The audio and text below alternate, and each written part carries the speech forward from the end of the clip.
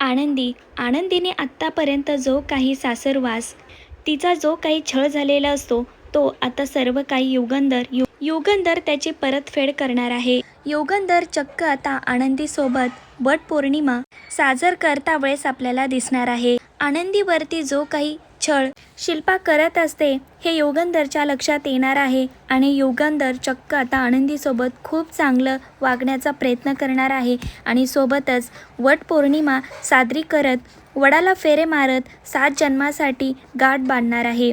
कारण आनंदीसारखी बायको त्याला भेटणं त्याचे एक त्याने नशीब समजलेले असते आणि सर्व काही माहीत असून देखील आता चक्क युगंधर आनंदीचा खऱ्या अर्थाने वडाच्या भोवती 7 फेरे मारून बायको म्हणून तिचा स्वीकार करणार आहे.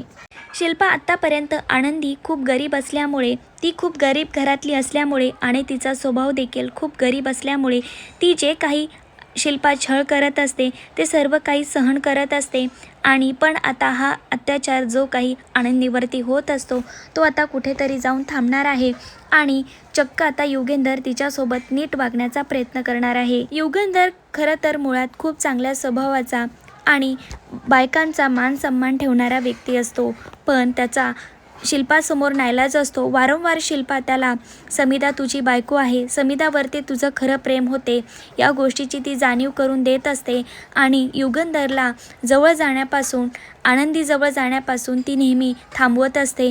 पण आता युगंधरलाच कुठेतरी या गोष्टीची भणक लागणार आहे.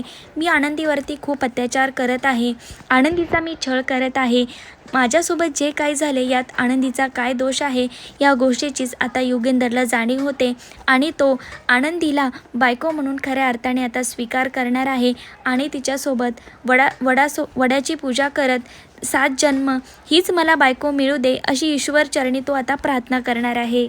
माई बापूंना म्हणतात, जेव्हापासून आनंदी या घरामध्ये आली आहे ना, तेव्हापासून आपल्या समिधाची उणीव आपल्याला भासत नाही आणि आपल्या समिधाची जागा आनंदीने घेतलेली आहे. मग आपण आता मागे का सरायचे? जो काही आनंदीवरती छळ होत आहे ना, तो आपण थांबवला पाहिजे. आपण त्या शिल्पाला का घाबरायचे? बिचारी आनंदी ही आंधळी आहे, एकतर युगंधरला माहीतसुद्धा नाही, वरतून शिल्पा तिचा खूप छळ करत आहे, हे आपल्याला बघवत नाही. आनंदीच्या जागी जर आपली समिधा असती तर आपण हेच केलं असतं का? आपण शांत बसलो असतो का? मग आपण आनंदीबद्दल का असा अन्याय सहन करत आहेत? आपण आनंदीबद्दल का शांत बसत आहेत?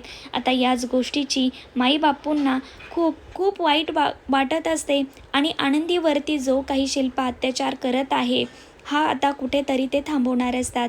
तर बापूसुद्धा माईंना म्हणतात, तू जे काही बोलत आहेस ना ते अगदी बरोबर बोलत आहे, अगदी माझ्या मनातली तू बोलली आहेस. मला सुद्धा असं वाटते की आपण शिल्पा आनंदीचा छळ करत आहे ना, तिच्यावरती अत्याचार करत आहे आणि ती आंधळी आहे हे युगंधरला अजूनसुद्धा माहीत नाही, हे आपण सांगितले पाहिजे आणि शिल्पाचे अत्याचार कुठेतरी जाऊन हा थांबवला पाहिजे. अनाथ मुलगी अनाथ आहे आणि त्याहूनही ती आंधळी आहे, तिचा स्वभाव खूपच वेगळा आहे. तिने आपल्या दोघांना आई वडीलप्रमाणे प्रेम देत आहे. मग आपण तिच्यासोबत जो अन्याय होत आहे तो आपण का नाही थांबू शकत? आता माई बापूंनाच आनंदीबद्दल खूप वाईट वाटत असते आणि आनंदीची साईड घेत आता ते आनंदीच्या बाजूने उभे राहतात आणि चक्क आता युगंधरला सर्व सत्य सांगण्यासाठी ते तयार होतात. माई बापू विचार करतात, आपल्याला शिल्पा खूप त्रास देण्याचा प्रयत्न करेल, हवं तर आपल्या विरोधात जाऊन ती कारस्थान रचेल. आपण जर युगंधरला सर्व काही सत्य सांगितले तर आपण तयारी कोणत्याही गोष्टीची ठेवायची. भले आपल्याला या घरामधून जाण्यासाठी तिने प्रवृत्त केलं तरी आपण घराबाहेर जायचे, पण आता काही झाले तरी आनंदीचे हे सत्य बाहेर आलेच पाहिजे. तर असं म्हणत माई बापू खूप मोठे धाडस करतात आणि युगंधरला सांगण्यास ते तयार होतात. शिल्पा बाहेर गेलेली असते. माई बापू युगंधरला, आम्हाला तुला काहीतरी बोलायचं आहे असं म्हणतात. तर युगंधर माई बापूंना म्हणतो, बोला ना माई बापू, तुम्हाला काय बोलायचं आहे?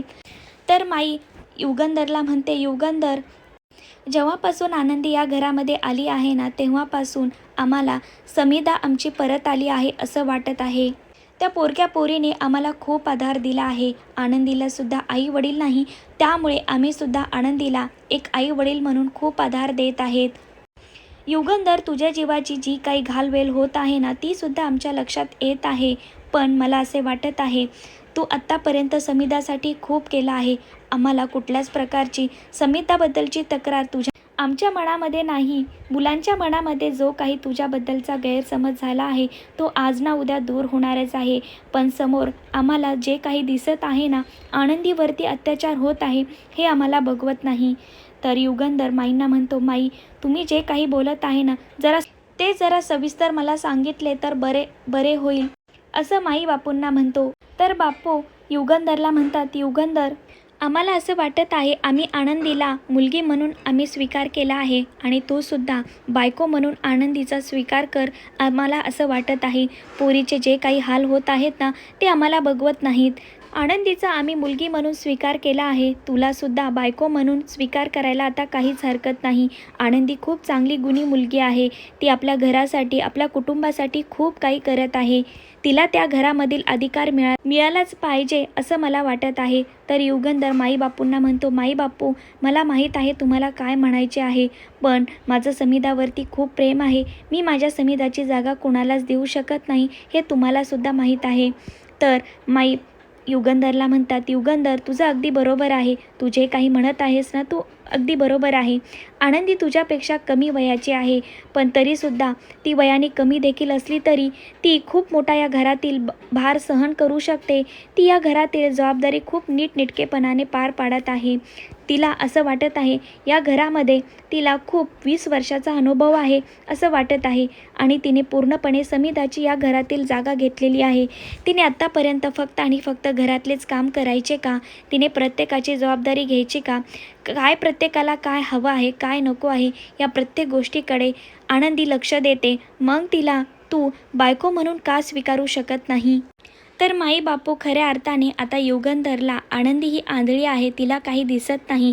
आत्तापर्यंत शिल्पाने तुझ्यापासून लपून ठेवण्यासाठी आम्हाला खूप मोठी धमकी दिली होती. हे सर्व सत्य सांगणारच असतात. तर तेवढ्यात तिथे बाहेर गेलेली शिल्पा परत घरी येते आणि शिल्पाला दारामध्ये पाहत त्यांची बोलती बंद होते. तर त्यांना असे वाटते आम्हाला सांगायला काही हरकत नाही, पण आम्ही जर युगंधरला सांगितले तर शिल्पा आनंदीवरती खूप अत्याचार करेल, तिला खूप मारू शकते आणि याच भीतीने माई बापू युगंधरला जे काही सत्य सांगणार असते परत तिथेच थांबतात आणि परत एकदा माई बापू युगंधरला सर्व सत्य सांगण्यापासून तिथेच थांबलेले असतात.